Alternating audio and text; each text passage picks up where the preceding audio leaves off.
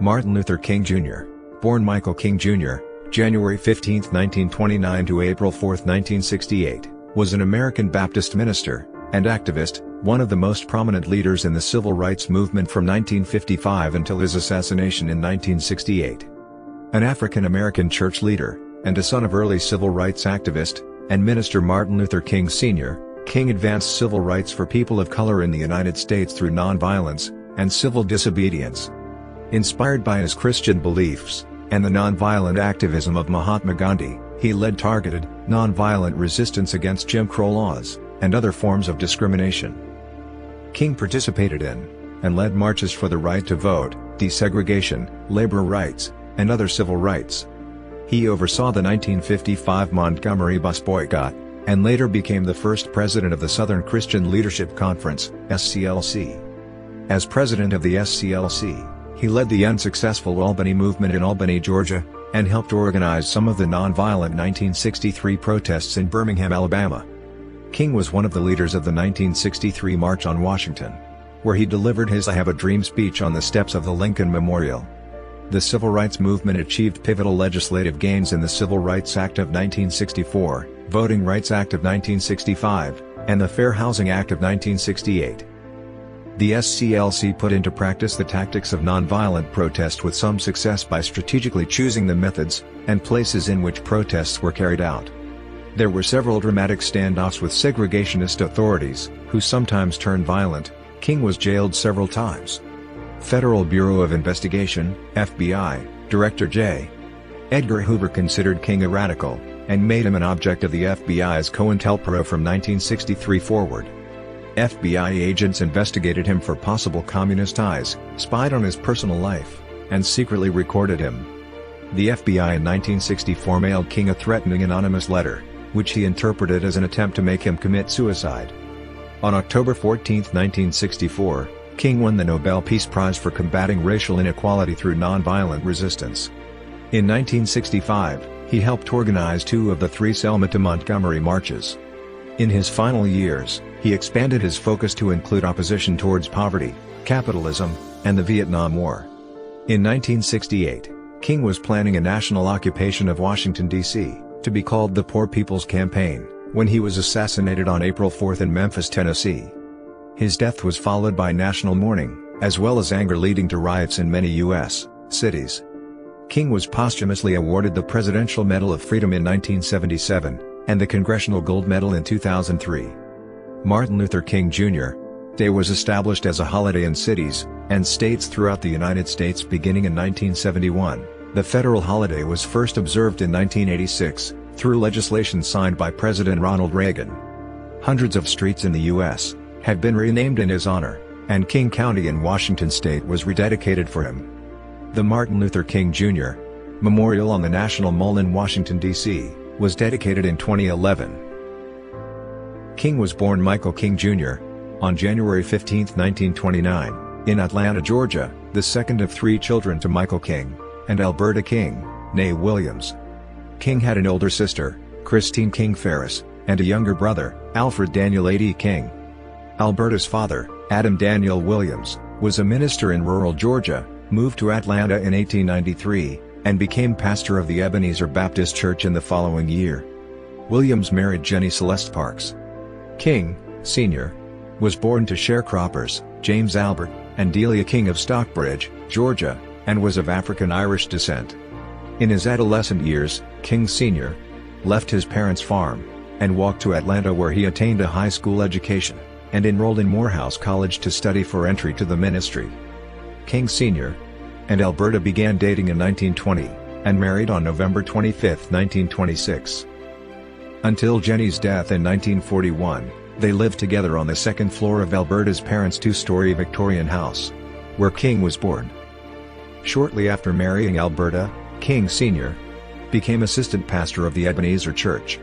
Senior Pastor Williams died in the spring of 1931, and that fall, King Sr. took the role, where he would in time raise the attendance from 600 to several thousand. In 1934, the church sent King Sr. on a multinational trip, including to Berlin for the meeting of the Congress of the Baptist World Alliance, BWA. He also visited sites in Germany associated with the Reformation leader, Martin Luther. While there, King Sr. and the BWA delegates witnessed the rise of Nazism. In reaction, the BWA issued a resolution stating, "This Congress deplores and condemns as a violation of the law of God the Heavenly Father, all racial animosity, and every form of oppression or unfair discrimination toward the Jews, toward colored people, or toward subject races in any part of the world." On returning home in August 1934, King Sr. changed his name to Martin Luther King, and his 5-year-old son's name to Martin Luther King Jr. At his childhood home, King and his 2 siblings would read aloud the Bible as instructed by their father. After dinners there, King's grandmother Jenny, whom he affectionately referred to as Mama, would tell lively stories from the Bible to her grandchildren. King's father would regularly use whippings to discipline his children. At times, King Sr.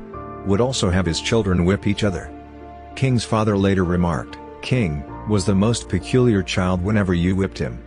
He'd stand there, and the tears would run down, and he'd never cry." Once when King witnessed his brother A.D. emotionally upset his sister Christine, he took a telephone and knocked out A.D. with it. When he and his brother were playing at their home, A.D. slid from a banister and hit into their grandmother, Jenny, causing her to fall unresponsive. King, believing her dead, blamed himself, and attempted suicide by jumping from a second-story window. Upon hearing that his grandmother was alive, King rose and left the ground where he had fallen. King became friends with a white boy whose father owned a business across the street from his family's home. In September 1935, when the boys were about 6 years old, they started school. King had to attend a school for black children, Young Street Elementary School, while his close playmate went to a separate school for white children only. Soon afterwards, the parents of the white boy stopped allowing King to play with their son, stating to him, "We are white, and you are colored." When King relayed the happenings to his parents, they had a long discussion with him about the history of slavery and racism in America. Upon learning of the hatred, violence, and oppression that black people had faced in the U.S., King would later state that he was determined to hate every white person. His parents instructed him that it was his Christian duty to love everyone. King witnessed his father stand up against segregation and various forms of discrimination. Once, when stopped by a police officer who referred to King Sr. as boy, King's father responded sharply that King was a boy but he was a man. When King's father took him into a shoe store in downtown Atlanta, the clerk told them they needed to sit in the back. King's father refused, stating, "We'll either buy shoes sitting here or we won't buy any shoes at all," before taking King and leaving the store. He told King afterward, "I don't care how long I have to live with this system, I will never accept it." In 1936, King's father led hundreds of African Americans in a civil rights march to the City Hall in Atlanta, to protest voting rights discrimination. King later remarked that King Sr. was a real father to him. King memorized and sang hymns and stated verses from the Bible by the time he was 5 years old. Over the next year, he began to go to church events with his mother and sing hymns while she played piano. His favorite hymn to sing was "I Want to Be More and More Like Jesus." He moved attendees with his singing. King later became a member of the junior choir in his church. King enjoyed opera and played the piano. As he grew up, King garnered a large vocabulary from reading dictionaries and consistently used his expanding lexicon. He got into physical altercations with boys in his neighborhood, but oftentimes used his knowledge of words to stymie fights. King showed a lack of interest in grammar and spelling, a trait that he carried throughout his life. In 1939, King sang as a member of his church choir in slave costume, for the all-white audience at the Atlanta premiere of the film Gone with the Wind. In September 1940, at the age of 11, King was enrolled at the Atlanta University Laboratory School for the 7th grade. While there, King took violin and piano lessons, and showed keen interest in his history and English classes. On May 18, 1941, when King had sneaked away from studying at home to watch a parade, King was informed that something had happened to his maternal grandmother. Upon returning home, he found out that she had suffered a heart attack and died while being transported to a hospital.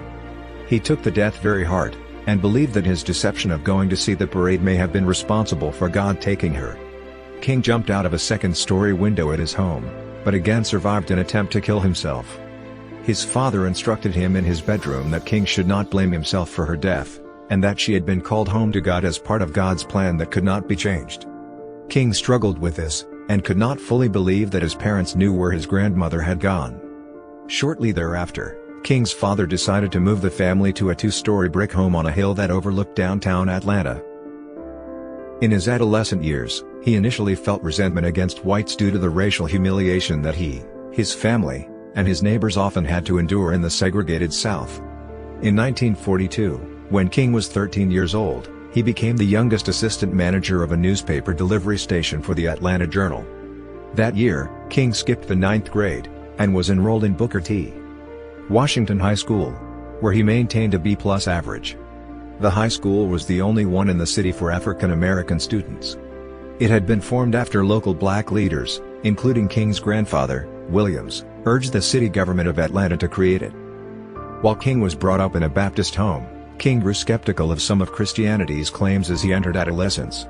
He began to question the literalist teachings preached at his father's church. At the age of 13, he denied the bodily resurrection of Jesus during Sunday school.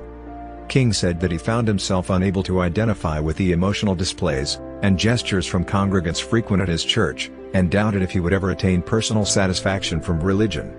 He later stated of this point in his life, doubts began to spring forth unrelentingly. In high school, King became known for his public speaking ability, with a voice that had grown into a Norotone baritone. He proceeded to join the school's debate team. King continued to be most drawn to history and English, and chose English and sociology to be his main subjects while at the school. King maintained an abundant vocabulary. But, he relied on his sister, Christine, to help him with his spelling, while King assisted her with math. They studied in this manner routinely until Christine's graduation from high school. King also developed an interest in fashion, commonly adorning himself in well-polished patent leather shoes and tweed suits, which gained him the nickname Tweed or Tweedy among his friends. He further grew a liking for flirting with girls and dancing. His brother A.D. later remarked, "He kept flitting from chick to chick, and I decided I couldn't keep up with him.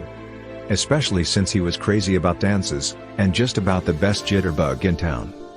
On April 13, 1944, in his junior year, King gave his first public speech during an oratorical contest, sponsored by the Improved Benevolent and Protective Order of Elks of the World in Dublin, Georgia. In his speech he stated, "Black America still wears chains. The finest Negro is at the mercy of the meanest white man. Even winners of our highest honors face the class color bar." King was selected as the winner of the contest. On the ride home to Atlanta by bus, he and his teacher were ordered by the driver to stand so that white passengers could sit down.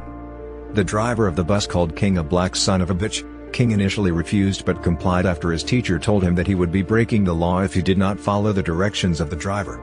As all the seats were occupied, he and his teacher were forced to stand on the rest of the drive back to Atlanta. Later King wrote of the incident, saying that night will never leave my memory. It was the angriest I have ever been in my life.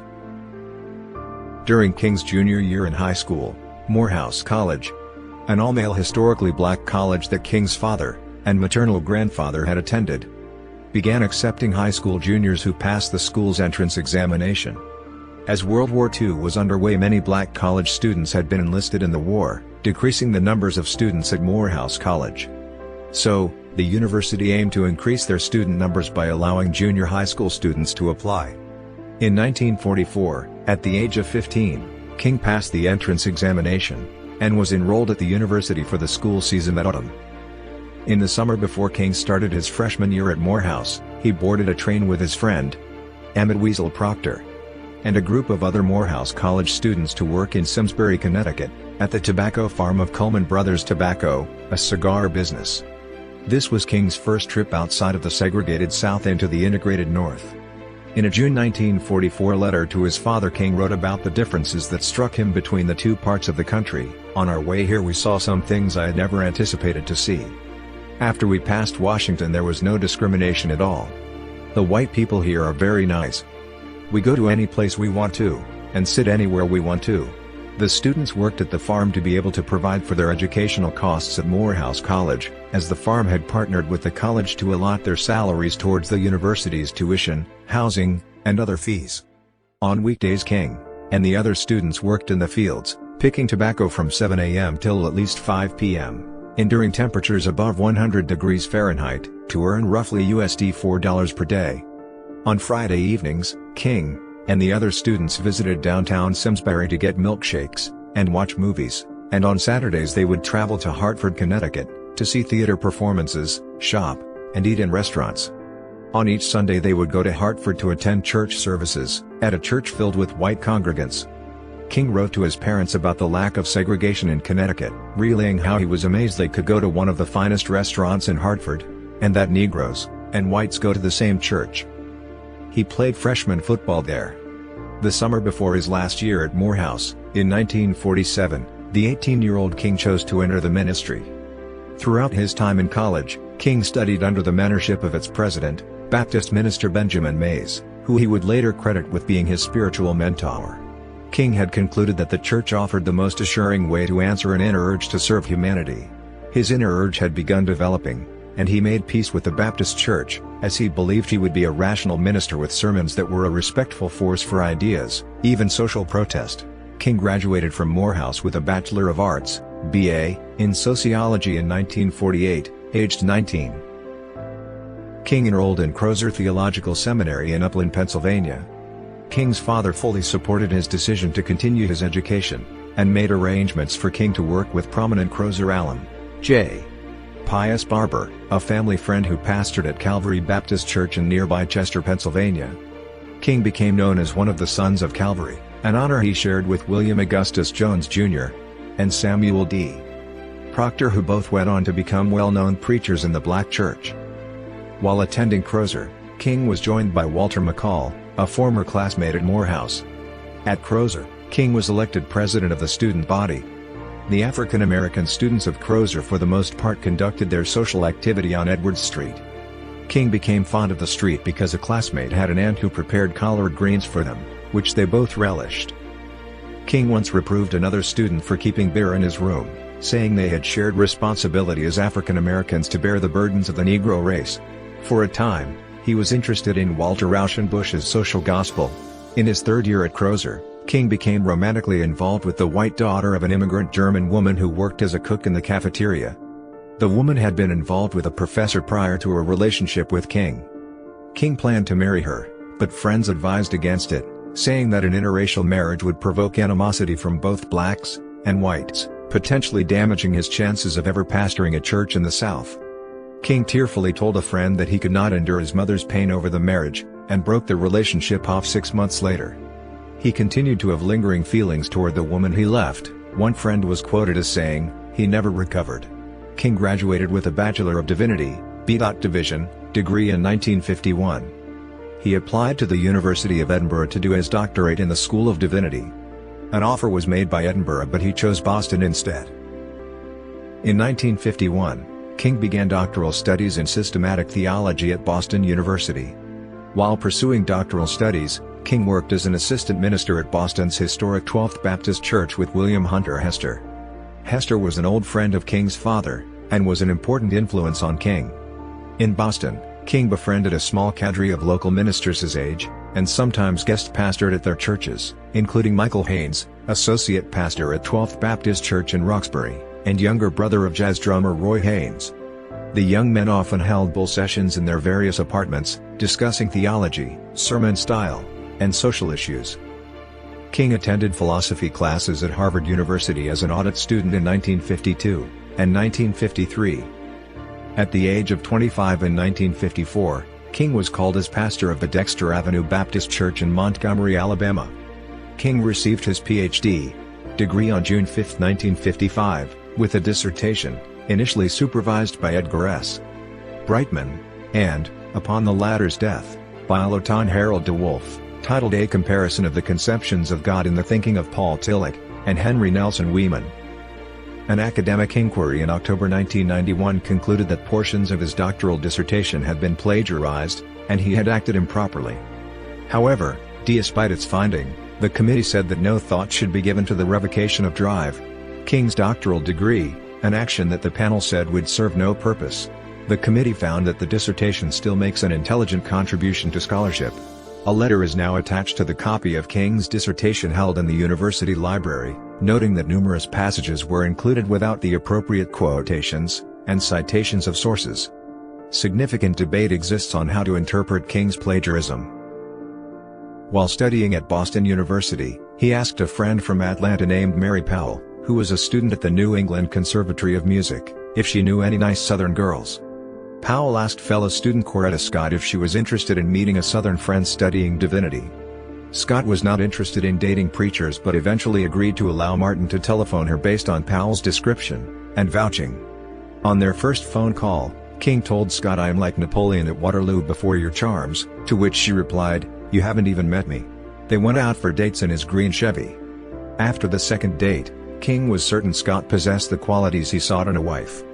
She had been an activist at Antioch in undergrad, where Carol and Rod Serling were schoolmates. King married Coretta Scott on June 18, 1953, on the lawn of her parents' house in her hometown of Heiberger, Alabama. They became the parents of 4 children: Yolanda King, 1955–2007, Martin Luther King III, B. 1957, Dexter Scott King, B. 1961, and Bernice King, B. 1963. During their marriage, King limited Coretta's role in the civil rights movement, expecting her to be a housewife and mother. In December 1959, after being based in Montgomery for 5 years, King announced his return to Atlanta at the request of the SCLC.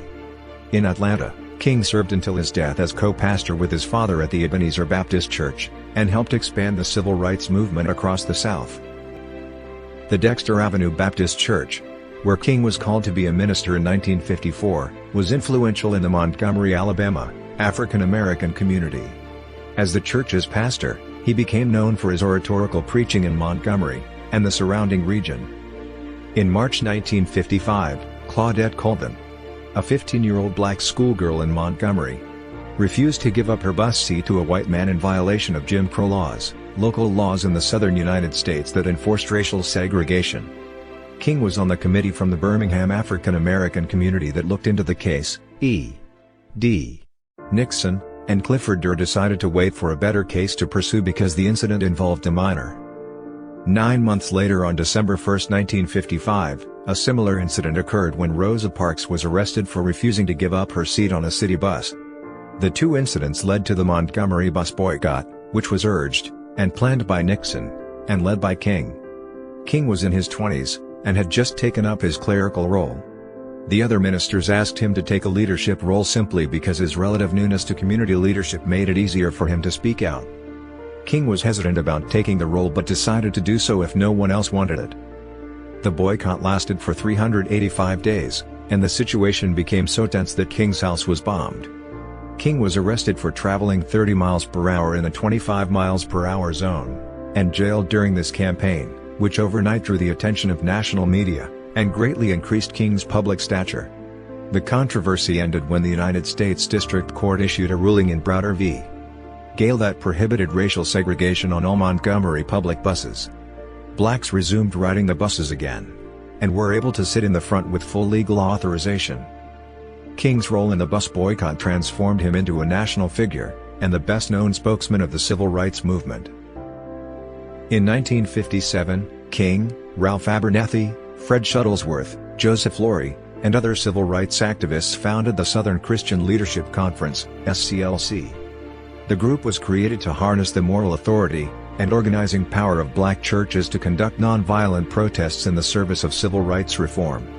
The group was inspired by the crusades of evangelist Billy Graham, who befriended King, as well as the national organizing of the group in Friendship, founded by King allies Stanley Levison and Ella Baker.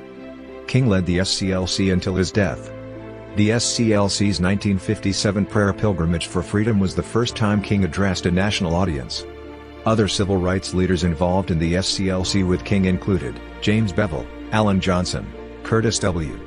Harris, Walter E. Fauntroy, C.T. Vivian, Andrew Young, the Freedom Singers, Cleveland Robinson, Randolph Blackwell, Annie Bell Robinson Devine, Charles Kenzie Steele, Alfred Daniel Williams King, Benjamin Hooks, Aaron Henry, and Bayard Rustin. Harry Wachtell joined King's legal advisor Clarence B. Jones in defending 4 ministers of the SCLC in the libel case. New York Times Company v. Sullivan. The case was litigated about the newspaper advertisement "Heed Their Rising Voices." Wachtel founded a tax-exempt fund to cover the suit's expenses, and assist the nonviolent civil rights movement through a more effective means of fundraising. This organization was named the Gandhi Society for Human Rights. King served as honorary president for the group. He was displeased with the pace that President Kennedy was using to address the issue of segregation. In 1962, King and the Gandhi Society produced a document that called on the president to follow in the footsteps of Abraham Lincoln and issue an executive order to deliver a blow for civil rights as a kind of second Emancipation Proclamation. Kennedy did not execute the order. The FBI was under written directive from Attorney General Robert F. Kennedy when it began tapping King's telephone line in the fall of 1963. Kennedy was concerned that public allegations of communists in the SCLC would derail the administration's civil rights initiatives.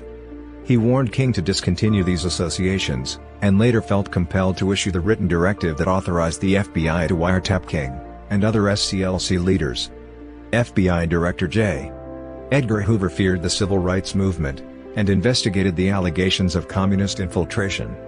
When no evidence emerged to support this, the FBI used the incidental details caught on tape over the next 5 years, as part of its COINTELPRO program, in attempts to force King out of his leadership position. King believed that organized, nonviolent protest against the system of Southern segregation known as Jim Crow laws would lead to extensive media coverage of the struggle for black equality and voting rights. Journalistic accounts and televised footage of the daily deprivation and indignities suffered by Southern blacks, and of segregationist violence and harassment of civil rights workers and marchers, produced a wave of sympathetic public opinion that convinced the majority of Americans that the civil rights movement was the most important issue in American politics in the early 1960s. King organized and led marches for blacks' right to vote, desegregation, labor rights, and other basic civil rights. Most of these rights were successfully enacted into the law of the United States with the passage of the Civil Rights Act of 1964, and the 1965 Voting Rights Act. The SCLC put into practice the tactics of nonviolent protest with great success by strategically choosing the methods and places in which protests were carried out. There were often dramatic standoffs with segregationist authorities, who sometimes turned violent. On September 20, 1958, King was signing copies of his book Stride Toward Freedom in Blumstein's department store in Harlem when he narrowly escaped death. Isola Curry, a mentally ill black woman who thought that King was conspiring against her with communists, stabbed him in the chest with a letter opener, which nearly impinged on the aorta. King received first aid by police officers Al Howard and Philip Romano. King underwent emergency surgery with 3 doctors, Aubrey de Lambert Maynard, Emile Naclario, and John W. V. Cordes. He remained hospitalized for several weeks. Curry was later found mentally incompetent to stand trial. Georgia Governor Ernest Vandiver expressed open hostility towards King's return to his hometown in late 1959. He claimed that wherever M.L. King Jr. has been, there has followed in his wake a wave of crimes, and vowed to keep King under surveillance. On May 4, 1960, several months after his return, King drove writer Lillian Smith to Emory University when police stopped them. King was cited for driving without a license because he had not yet been issued a Georgia license. King's Alabama license was still valid, and Georgia law did not mandate any time limit for issuing a local license. King paid a fine but was unaware that his lawyer agreed to a plea deal that also included a probationary sentence. Meanwhile, the Atlanta student movement had been acting to desegregate businesses and public spaces in the city, organizing the Atlanta sit-ins from March 1960 onwards. In August, the movement asked King to participate in a mass October sit-in, timed to highlight how 1960's presidential election campaign had ignored civil rights. The coordinated day of action took place on October 19. King participated in a sit-in at the restaurant inside Rich's, Atlanta's largest department store, and was among the many arrested that day. The authorities released everyone over the next few days, except for King. Invoking his probationary plea deal, Judge J. Oscar Mitchell sentenced King on October 25 to 4 months of hard labor. Before dawn the next day, King was taken from his county jail cell and transported to Georgia State Prison. The arrest and harsh sentence drew nationwide attention. Many feared for King's safety, as he started a prison sentence with people convicted of violent crimes, many of them white, and hostile to his activism. Both presidential candidates were asked to weigh in, at a time when both parties were courting the support of Southern whites, and their political leadership including Governor Vandiver. Nixon, with whom King had a closer relationship before, declined to make a statement despite a personal visit from Jackie Robinson requesting his intervention. Nixon's opponent John F. Kennedy called the governor, a Democrat, directly, enlisted his brother Robert to exert more pressure on state authorities, and also, at the personal request of Sergeant Shriver, made a phone call to King's wife to express his sympathy, and offer his help. The pressure from Kennedy, and others proved effective, and King was released 2 days later. King's father decided to openly endorse Kennedy's candidacy for the November 8 election which he narrowly won. After the October 19 sit-ins, and following unrest, a 30-day truce was declared in Atlanta for desegregation negotiations. However, the negotiations failed, and sit-ins and boycotts resumed in full swing for several months. On March 7, 1961, a group of black elders including King notified student leaders that a deal had been reached. The city's lunch counters would desegregate in fall 1961, in conjunction with the court-mandated desegregation of schools. Many students were disappointed at the compromise. In a large meeting on March 10 at Warren Memorial Methodist Church, the audience was hostile, and frustrated towards the elders, and the compromise. King then gave an impassioned speech calling participants to resist the cancerous disease of disunity, and helping to calm tensions. The Albany Movement was a desegregation coalition formed in Albany, Georgia, in November 1961. In December, King and the SCLC became involved. The movement mobilized thousands of citizens for a broad-front nonviolent attack on every aspect of segregation within the city, and attracted nationwide attention. When King first visited on December 15, 1961, he had planned to stay a day or so, and return home after giving counsel. The following day he was swept up in a mass arrest of peaceful demonstrators, and he declined bail until the city made concessions.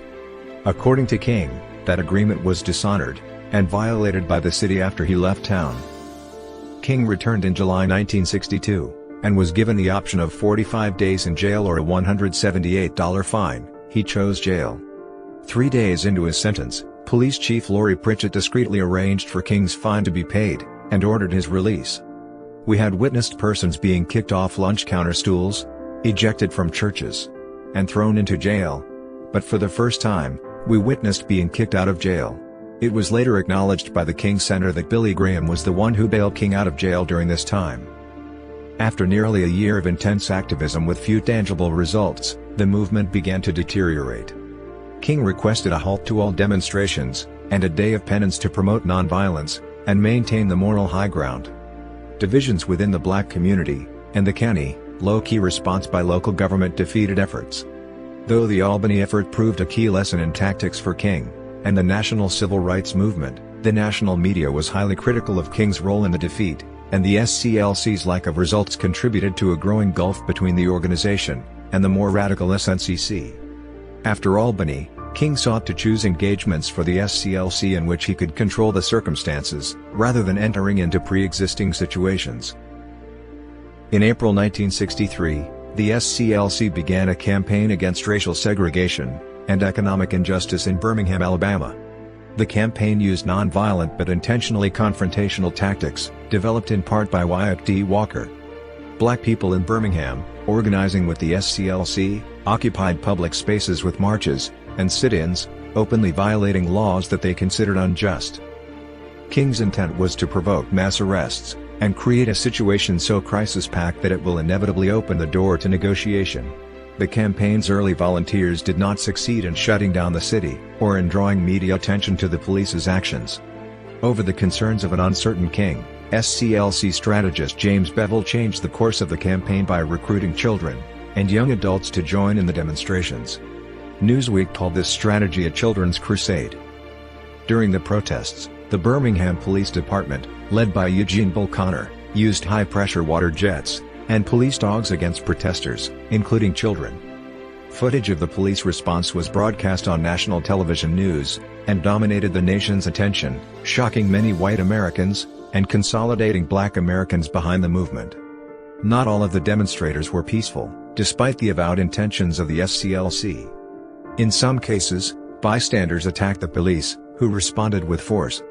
King and the SCLC were criticized for putting children in harm's way. But the campaign was a success. Connor lost his job, the Jim Crow signs came down, and public places became more open to blacks. King's reputation improved immensely. King was arrested and jailed early in the campaign. His 13th arrest out of 29. From his cell, he composed the now famous letter from Birmingham jail that responds to calls on the movement to pursue legal channels for social change. The letter has been described as one of the most important historical documents penned by a modern political prisoner. King argues that the crisis of racism is too urgent, and the current system too entrenched. We know through painful experience that freedom is never voluntarily given by the oppressor, it must be demanded by the oppressed. He points out that the Boston Tea Party, a celebrated act of rebellion in the American colonies, was illegal civil disobedience, and that, conversely, everything Adolf Hitler did in Germany was legal. Walter Reuther, president of the United Auto Workers, arranged for $160,000 to bail out King and his fellow protesters.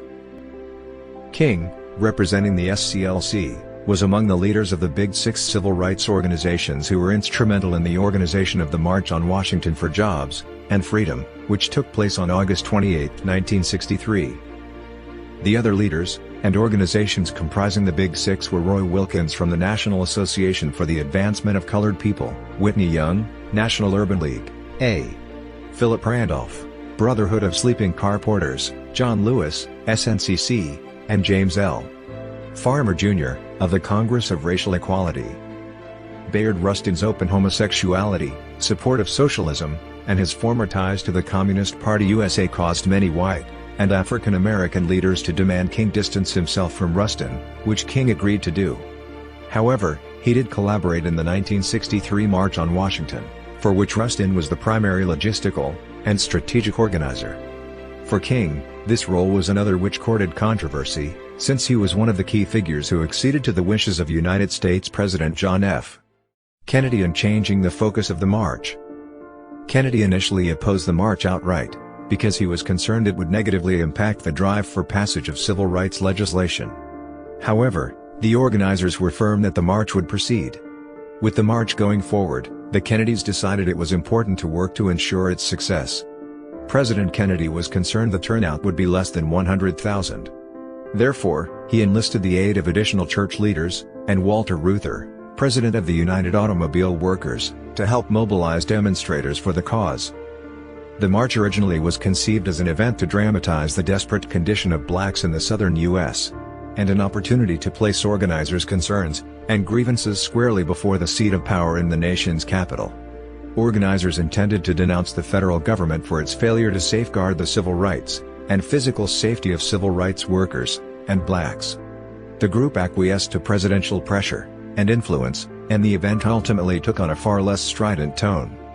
As a result, some civil rights activists felt it presented an inaccurate, sanitized pageant of racial harmony. Malcolm X called it the farce on Washington, and the Nation of Islam forbade its members from attending the march. The march made specific demands: an end to racial segregation in public schools, meaningful civil rights legislation, including a law prohibiting racial discrimination in employment, protection of civil rights workers from police brutality, a $2 minimum wage for all workers, and self-government for Washington, D.C., then governed by congressional committee. Despite tensions, the march was a resounding success. More than 250,000 people of diverse ethnicities attended the event, sprawling from the steps of the Lincoln Memorial onto the National Mall, and around the reflecting pool. At the time, it was the largest gathering of protesters in Washington, D.C.'s history. King delivered a 17-minute speech, later known as I Have a Dream. In the speech's most famous passage, in which he departed from his prepared text, possibly at the prompting of Mahalia Jackson, who shouted behind him, "Tell them about the dream." King said, "I say to you today, my friends, so even though we face the difficulties of today and tomorrow, I still have a dream. It is a dream deeply rooted in the American dream. I have a dream that one day this nation will rise up and live out the true meaning of its creed. We hold these truths to be self-evident, that all men are created equal. I have a dream that one day on the red hills of Georgia the sons of former slaves, and the sons of former slave owners will be able to sit down together at the table of brotherhood. I have a dream that one day even the state of Mississippi, a state sweltering with the heat of injustice, sweltering with the heat of oppression, will be transformed into an oasis of freedom and justice. I have a dream that my 4 little children will one day live in a nation where they will not be judged by the color of their skin but by the content of their character. I have a dream today. I have a dream that one day, down in Alabama, with its vicious racists, with its governor having his lips dripping with the words of interposition and nullification, one day right there in Alabama, little black boys and black girls will be able to join hands with little white boys and white girls as sisters and brothers. I have a dream today. I have a dream came to be regarded as one of the finest speeches in the history of American oratory. The march, and especially King's speech, helped put civil rights at the top of the agenda of reformers in the United States, and facilitated passage of the Civil Rights Act of 1964. The original typewritten copy of the speech, including King's handwritten notes on it, was discovered in 1984 to be in the hands of George Raveling, the first African-American basketball coach of the University of Iowa. In 1963, Raveling, then 26 years old, was standing near the podium, and immediately after the oration, impulsively asked King if he could have his copy of the speech, and he got it. In March 1964, King and the SCLC joined forces with Robert Haling's then controversial movement in St. Augustine, Florida. Haling's group had been affiliated with the NAACP but was forced out of the organization for advocating armed self-defense alongside nonviolent tactics. However, the pacifist SCLC accepted them. King and the SCLC worked to bring white Northern activists to St. Augustine, including a delegation of rabbis, and the 72-year-old mother of the governor of Massachusetts, all of whom were arrested. During June, the movement marched nightly through the city, often facing counter-demonstrations by the Klan, and provoking violence that garnered national media attention. Hundreds of the marchers were arrested and jailed. During this movement, the Civil Rights Act of 1964 was passed. On May 7, 1964, King spoke at St. Francis College's The Negro and the Quest for Identity, in Biddeford, Maine. This was a symposium that brought many civil rights leaders together such as Dorothy Day and Roy Wilkins. King spoke about how we must get rid of the idea of superior and inferior races through nonviolent tactics. On February 6, 1964, King delivered the inaugural speech of a lecture series initiated at the new school called the American Race Crisis. In August 2013, almost 50 years later, the school discovered an audio tape with 15 minutes of a question-and-answer session that followed King's address. In these remarks, King referred to a conversation he had recently had with Jawaharlal Nehru in which he compared the sad condition of many African Americans to that of India's untouchables. The original speech recording is part of a collection of audio tapes in Amherst College's archives, and special collections in 1989. Drive. King's speech had been rebroadcast on Amherst's student-run radio station, WAMF, now. The tape was digitized in the fall of 2015, and shared with the New School archives. In his March 18, 1964, interview by Robert Penn Warren, King compared his activism to his father's, citing his training in nonviolence as a key difference. He also discusses the next phase of the civil rights movement, and integration. Starting in November 1964, King supported a labor strike led by several hundred workers at the Scripto factory in the Sweet Auburn neighborhood of Atlanta, just a few blocks from Ebenezer Baptist. Many of the strikers were also congregants of his church, and the strike was supported by other civil rights leaders in the city. King helped elevate the labor dispute from a local to nationally known event, and led the SCLC to organize a nationwide boycott of Scripto products. However, as the strike stretched into December, King, who was wanting to focus more on a civil rights campaign in Selma, Alabama, began to negotiate in secret with Scripto's president Carl Singer, and eventually brokered a deal where the SCLC would call off their boycott in exchange for the company giving the striking employees their Christmas bonuses. King's involvement in the strike ended on December 24, and a contract between the company and union was signed on January 9 of the following year. In December 1964, King and the SCLC joined forces with the Student Nonviolent Coordinating Committee, SNCC, in Selma, Alabama, where the SNCC had been working on voter registration for several months. A local judge issued an injunction that barred any gathering of 3 or more people affiliated with the SNCC, SCLC, DCVL, or any of 41 named civil rights leaders. This injunction temporarily halted civil rights activity until King defied it by speaking at Brown Chapel on January 2, 1965. During the 1965 march to Montgomery, Alabama, violence by state police and others against the peaceful marchers resulted in much publicity, which made racism in Alabama visible nationwide. Acting on James Bevel's call for a march from Selma to Montgomery, Bevel, and other SCLC members, in partial collaboration with SCLC, attempted to organize a march to the state's capital. The first attempt to march on March 7, 1965, at which King was not present, was aborted because of mob and police violence against the demonstrators. This day has become known as Bloody Sunday, and was a major turning point in the effort to gain public support for the civil rights movement. It was the clearest demonstration up to that time of the dramatic potential of King and Bevel's nonviolence strategy. On March 5, King met with officials in the Johnson administration to request an injunction against any prosecution of the demonstrators.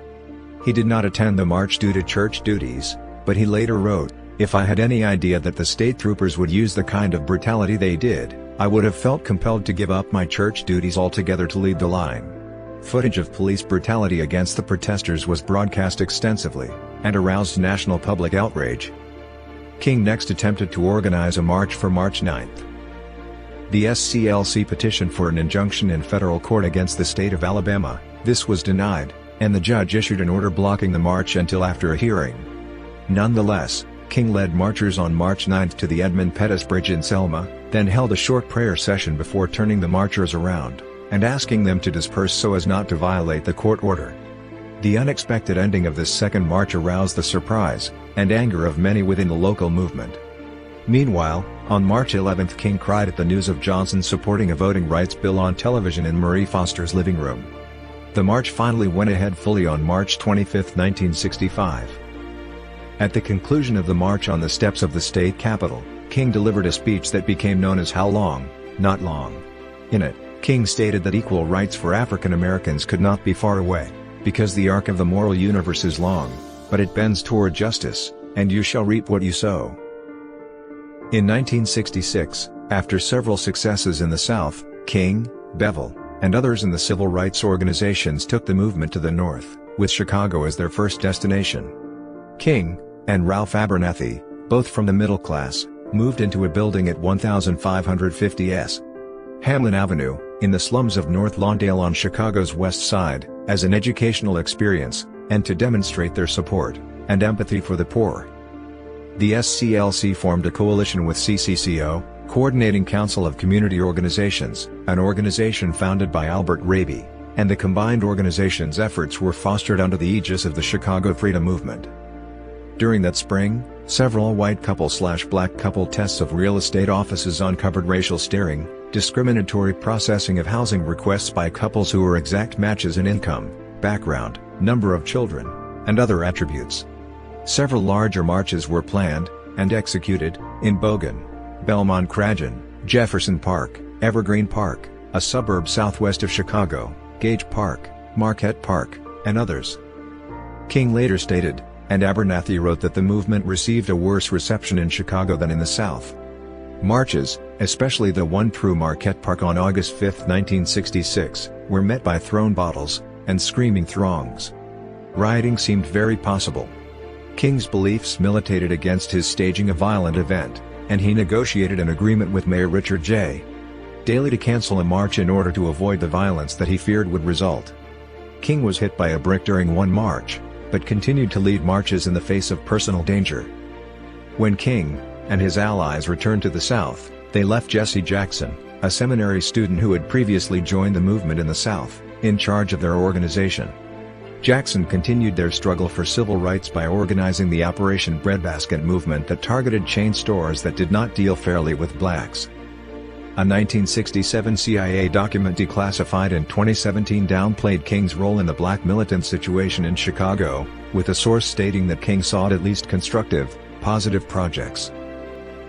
King was long opposed to American involvement in the Vietnam War, but at first avoided the topic in public speeches in order to avoid the interference with civil rights goals that criticism of President Johnson's policies might have created.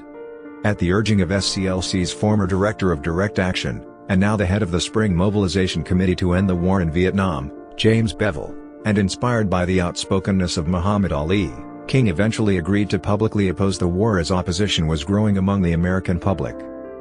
During an April 4, 1967, appearance at the New York City Riverside Church, exactly 1 year before his death, King delivered a speech titled Beyond Vietnam, A Time to Break Silence. He spoke strongly against the U.S.'s role in the war, arguing that the U.S. was in Vietnam to occupy it as an American colony, and calling the U.S. government the greatest purveyor of violence in the world today. He connected the war with economic injustice, arguing that the country needed serious moral change. A true revolution of values will soon look uneasily on the glaring contrast of poverty and wealth. With righteous indignation, it will look across the seas and see individual capitalists of the West investing huge sums of money in Asia, Africa, and South America, only to take the profits out with no concern for the social betterment of the countries, and say, "This is not just." King opposed the Vietnam War because it took money and resources that could have been spent on social welfare at home. The United States Congress was spending more and more on the military, and less on anti-poverty programs at the same time. He summed up this aspect by saying, "A nation that continues year after year to spend more money on military defense than on programs of social uplift is approaching spiritual death." He stated that North Vietnam did not begin to send in any large number of supplies or men until American forces had arrived in the tens of thousands, and accused the U.S. of having killed 1 million Vietnamese, mostly children. King also criticized American opposition to North Vietnam's land reforms. King's opposition cost him significant support among white allies, including President Johnson, Billy Graham, union leaders, and powerful publishers. "The press is being stacked against me," King said, complaining of what he described as a double standard that applauded his nonviolence at home, but deplored it when applied toward little brown Vietnamese children. Life magazine called the speech demagogic slander that sounded like a script for Radio Hanoi, and the Washington Post declared that King had diminished his usefulness to his cause, his country, his people. The Beyond Vietnam speech reflected King's evolving political advocacy in his later years, which paralleled the teachings of the Progressive Highlander Research and Education Center, with which he was affiliated. King began to speak of the need for fundamental changes in the political and economic life of the nation, and more frequently expressed his opposition to the war, and his desire to see a redistribution of resources to correct racial and economic injustice. He guarded his language in public to avoid being linked to communism by his enemies, but in private he sometimes spoke of his support for social democracy and democratic socialism. In a 1952 letter to Coretta Scott, he said, "I imagine you already know that I am much more socialistic in my economic theory than capitalistic." In one speech, he stated that something is wrong with capitalism, and claimed, "There must be a better distribution of wealth, and maybe America must move toward a democratic socialism." King had read Marx while at Morehouse, but while he rejected traditional capitalism, he rejected communism because of its materialistic interpretation of history that denied religion, its ethical relativism, and its political totalitarianism. King stated in Beyond Vietnam that true compassion is more than flinging a coin to a beggar. It comes to see that an edifice which produces beggars needs restructuring. King quoted a United States official who said that from Vietnam to Latin America, the country was on the wrong side of a world revolution. King condemned America's alliance with the landed gentry of Latin America, and said that the U.S. should support the shirtless and barefoot people in the Third World rather than suppressing their attempts at revolution. King's stance on Vietnam encouraged Allard K. Lowenstein, William Sloane Coffin, and Norman Thomas, with the support of anti-war Democrats, to attempt to persuade King to run against President Johnson in the 1968 United States presidential election. King contemplated but ultimately decided against the proposal on the grounds that he felt uneasy with politics, and considered himself better suited for his morally unambiguous role as an activist. On April 15, 1967, King participated and spoke at an anti-war march from Manhattan's Central Park to the United Nations. The march was organized by the Spring Mobilization Committee to End the War in Vietnam, and initiated by its chairman, James Bevel. At the UN, King brought up issues of civil rights and the draft. "I have not urged a mechanical fusion of the civil rights and peace movements. There are people who have come to see the moral imperative of equality, but who cannot yet see the moral imperative of world brotherhood. I would like to see the fervor of the civil rights movement imbued into the peace movement to instill it with greater strength. And I believe everyone has a duty to be in both the civil rights and peace movements. But for those who presently choose but one, I would hope they will finally come to see the moral roots common to both, seeing an opportunity to unite civil rights activists and anti-war activists. Bevel convinced King to become even more active in the anti-war effort. Despite his growing public opposition towards the Vietnam War, King was not fond of the hippie culture which developed from the anti-war movement. In his 1967 Massey lecture, King stated, "The importance of the hippies is not in their unconventional behavior, but in the fact that hundreds of thousands of young people, in turning to a flight from reality, are expressing a profoundly discrediting view on the society they emerge from." On January 13, 1968, the day after President Johnson's State of the Union address, King called for a large march on Washington against one of history's most cruel and senseless wars. "We need to make clear in this political year, to congressmen on both sides of the aisle, and to the President of the United States, that we will no longer tolerate, we will no longer vote for men who continue to see the killings of Vietnamese and Americans as the best way of advancing the goals of freedom and self-determination in Southeast Asia." Dit Nguyet Han was an influential Vietnamese Buddhist who taught at Princeton University and Columbia University. He had written a letter to Martin Luther King Jr. in 1965 entitled, "In Search of the Enemy of Man." It was during his 1966 stay in the U.S. that Nguyet Han met with King, and urged him to publicly denounce the Vietnam War. In 1967, King gave a famous speech at the Riverside Church in New York City, his first to publicly question the U.S. involvement in Vietnam. Later that year, King nominated Nguyet Han for the 1967 Nobel Peace Prize. In his nomination, King said, "I do not personally know of anyone more worthy of this prize than this gentleman from Vietnam." His ideas for peace, if applied, would build a monument to ecumenism, to world brotherhood, to humanity. In 1968, King and the SCLC organized the Poor People's Campaign to address issues of economic justice. King traveled the country to assemble a multiracial army of the poor that would march on Washington to engage in nonviolent civil disobedience at the Capitol until Congress created an economic Bill of Rights for poor Americans. The campaign was preceded by King's final book, Where Do We Go From Here? Chaos or Community?, which laid out his view of how to address social issues and poverty. King quoted from Henry George and George's book, Progress and Poverty, particularly in support of a guaranteed basic income. The campaign culminated in a march on Washington, D.C., demanding economic aid to the poorest communities of the United States. King and the SCLC called on the government to invest in rebuilding America's cities. He felt that Congress had shown hostility to the poor by spending military funds with alacrity and generosity. He contrasted this with the situation faced by poor Americans, claiming that Congress had merely provided poverty funds with miserliness.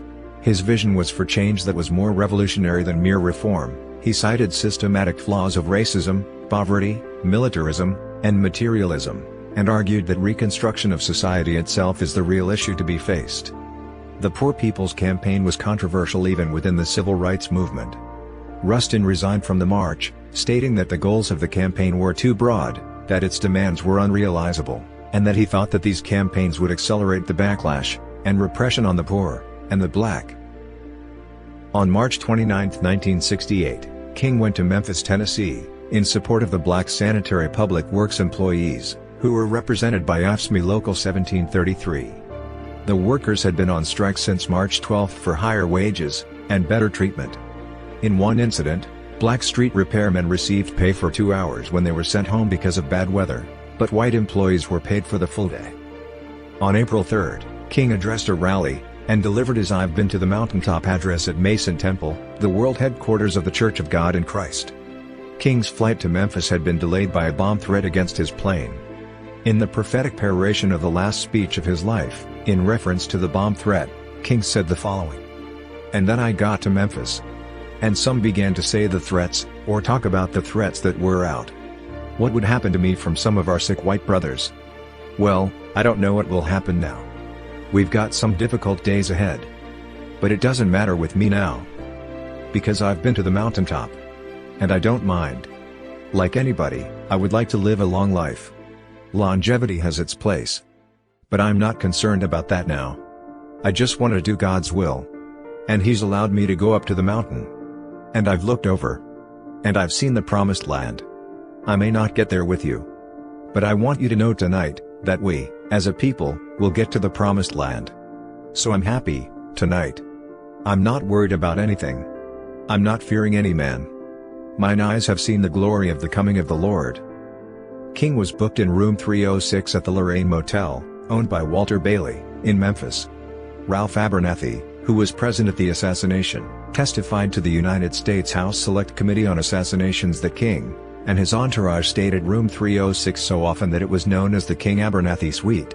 According to Jesse Jackson, who was present, King's last words on the balcony before his assassination were spoken to musician Ben Branch, who was scheduled to perform that night at an event King was attending. "Ben, make sure you play Take My Hand, Precious Lord in the meeting tonight. Play it real pretty." King was fatally shot by James Earl Ray at 6:01 p.m., Thursday, April 4, 1968, as he stood on the motel's second-floor balcony. The bullet entered through his right cheek, smashing his jaw, then traveled down his spinal cord before lodging in his shoulder. Abernathy heard the shot from inside the motel room, and ran to the balcony to find King on the floor. Jackson stated after the shooting that he cradled King's head as King lay on the balcony, but this account was disputed by other colleagues of King. Jackson later changed his statement to say that he had reached out for King.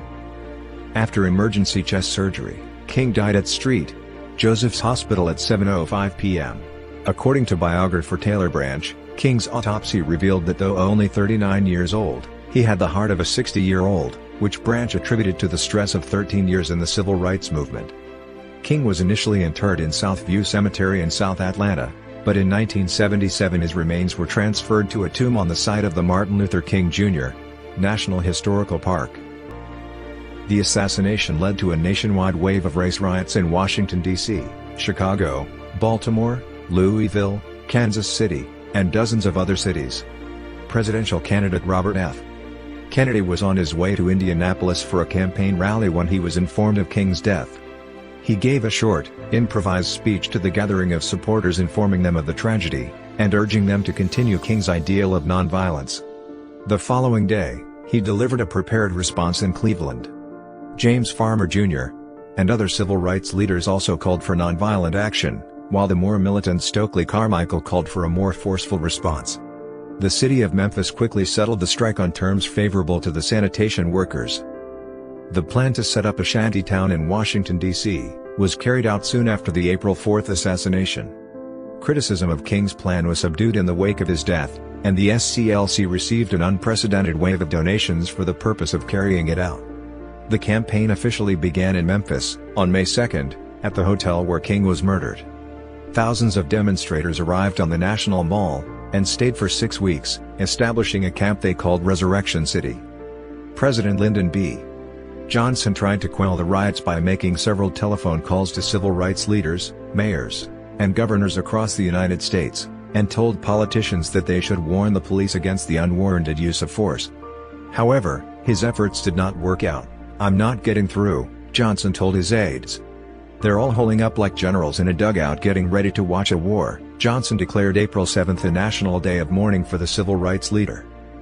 Vice President Hubert Humphrey attended King's funeral on behalf of the president, as there were fears that Johnson's presence might incite protests, and perhaps violence. At his widow's request, King's last sermon at Ebenezer Baptist Church was played at the funeral, a recording of his drum major sermon, given on February 4, 1968. In that sermon, King made a request that at his funeral no mention of his awards and honors be made, but that it be said that he tried to feed the hungry, clothe the naked, be right on the Vietnam War question, and love, and serve humanity. His good friend Mahalia Jackson sang his favorite hymn, "Take My Hand, Precious Lord," at the funeral. The assassination helped to spur the enactment of the Civil Rights Act of 1968. 2 months after King's death, James Earl Ray, who was on the loose from a previous prison escape, was captured at London Heathrow Airport while trying to leave England on a false Canadian passport. He was using the alias Ramon George Snade on his way to white-ruled Rhodesia. Ray was quickly extradited to Tennessee, and charged with King's murder. He confessed to the assassination on March 10, 1969, though he recanted this confession 3 days later. On the advice of his attorney Percy Foreman, Ray pleaded guilty to avoid a trial conviction, and thus the possibility of receiving the death penalty. He was sentenced to a 99-year prison term. Ray later claimed a man he met in Montreal, Quebec, with the alias Raoul was involved, and that the assassination was the result of a conspiracy.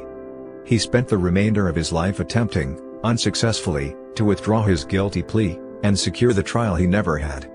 Ray died in 1998 at age 70. Ray's lawyers maintained he was a scapegoat similar to the way that John F. Kennedy's assassin Lee Harvey Oswald is seen by conspiracy theorists. Supporters of this assertion said that Ray's confession was given under pressure, and that he had been threatened with the death penalty. They admitted that Ray was a thief and burglar, but claimed that he had no record of committing violent crimes with a weapon. However, prison records in different U.S. cities have shown that he was incarcerated on numerous occasions for charges of armed robbery. In a 2008 interview with CNN, Jerry Ray, the younger brother of James Earl Ray, claimed that James was smart, and was sometimes able to get away with armed robbery. Jerry Ray said that he had assisted his brother on one such robbery. "I never been with nobody as bold as he is," Jerry said. "He just walked in, and put the gun on somebody, it was just like it's an everyday thing." Those suspecting a conspiracy in the assassination point to the 2 successive ballistics tests which proved that a rifle similar to Ray's Remington Game Master had been the murder weapon. Those tests did not implicate Ray's specific rifle. Witnesses near King at the moment of his death said that the shot came from another location. They said that it came from behind thick shrubbery near the boarding house, which had been cut away in the days following the assassination, and not from the boarding house window. However, Ray's fingerprints were found on various objects: a rifle, a pair of binoculars, articles of clothing, a newspaper, that were left in the bathroom where it was determined the gunfire came from. An examination of the rifle containing Ray's fingerprints determined that at least one shot was fired from the firearm at the time of the assassination. In 1997, King's son Dexter Scott King met with Ray, and publicly supported Ray's efforts to obtain a new trial. 2 years later, King's widow Coretta Scott King, and the couple's children won a wrongful death claim against Lloyd Jowers, and other unknown co-conspirators. Jowers claimed to have received $100,000 to arrange King's assassination. The jury of 6 whites, and 6 blacks found in favor of the King family, finding Jowers to be complicit in a conspiracy against King, and that government agencies were party to the assassination. William F. Pepper represented the King family in the trial. In 2000, the U.S. Department of Justice completed the investigation into Jowers' claims but did not find evidence to support allegations about conspiracy. The investigation report recommended no further investigation unless some new reliable facts are presented. A sister of Jowers admitted that he had fabricated the story so he could make $300,000 from selling the story, and she in turn corroborated his story in order to get some money to pay her income tax. In 2002, the New York Times reported that a church minister, Ronald Denton Wilson, claimed his father, Henry Clay Wilson, not James Earl Ray, assassinated King. He stated, "It wasn't a racist thing, he thought Martin Luther King was connected with communism, and he wanted to get him out of the way." Wilson provided no evidence to back up his claims. King researchers David Garrow and Gerald Posner disagreed with William F. Pepper's claims that the government killed King. In 2003, Pepper published a book about the Lung investigation and trial, as well as his representation of James Earl Ray and his bid for a trial, laying out the evidence, and criticizing other accounts. King's friend and colleague, James Bevel, also disputed the argument that Ray acted alone, stating, "There is no way a 10-cent white boy could develop a plan to kill $1 million black man." In 2004, Jesse Jackson stated, "The fact is there were saboteurs to disrupt the march. And within our own organization, we found a very key person who was on the government payroll. So infiltration within, saboteurs from without, and the press attacks. I will never believe that James Earl Ray had the motive, the money, and the mobility to have done it himself. Our government was very involved in setting the stage for, and I think the escape route for James Earl Ray." King's legacy includes influences on the Black consciousness movement, and civil rights movement in South Africa. King's work was cited by, and served as, an inspiration for South African leader Albert Lutuli, who fought for racial justice in his country during apartheid, and was later awarded the Nobel Peace Prize. King influenced Irish politician and activist John Hume. Hume, the former leader of the Social Democratic and Labour Party, cited King's legacy as quintessential to the Northern Irish civil rights movement, and the signing of the Good Friday Agreement, calling him one of my great heroes of the century. The Martin Luther King Fund, and foundation in the UK was set up as a charity on December 30, 1969, after the assassination of Martin Luther King Jr., and following a visit to the UK in 1969 by his widow, Coretta King. The foundation's first chairman, Canon L.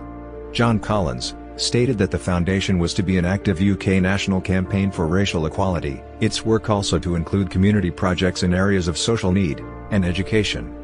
International Personnel, IP, an employment agency, was formed in 1970 out of the foundation's base in Balham, in London's Inner Ring South, to find employment for professionally qualified black people.